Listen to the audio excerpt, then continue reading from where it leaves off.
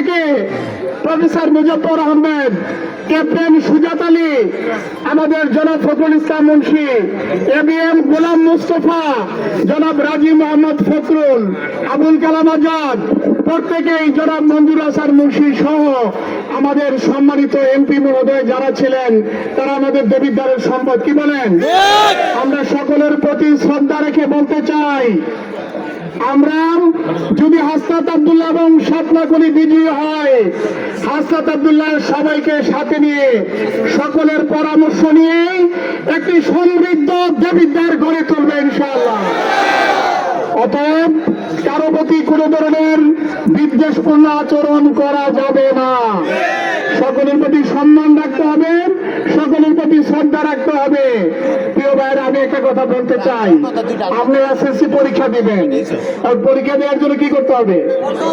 পড়াশোনা করতে হবে, সিলেবাস শেষ করতে হবে, এবং আপনাকে ফর্ম ফিল আপ করতে হবে কিনা? এখন ফর্ম ফিল আপ করতে গিয়ে যদি আপনার কোনো ত্রুটির কারণে আপনি পরীক্ষায় অংশগ্রহণ করতে না পারেন, তার জন্য কি কর্তৃপক্ষ দায়ী হবে? অতএব আমরা বলবো এর জন্য কর্তৃপক্ষ দায়ী নয়। ইন্নামাল আমালু বিন্নিয়াত, যার যার কর্ম অনুযায়ী সে ফল পায়, ঠিক কিনা? আমরা দেবিদ্বারে কোনো সন্ত্রাস দেখতে চাই না, কোন চাঁদাবাজের ঠাই দেবিদ্বারে হবে না, কোন দুর্নীতিকে আমরা প্রশ্রয় দেব না।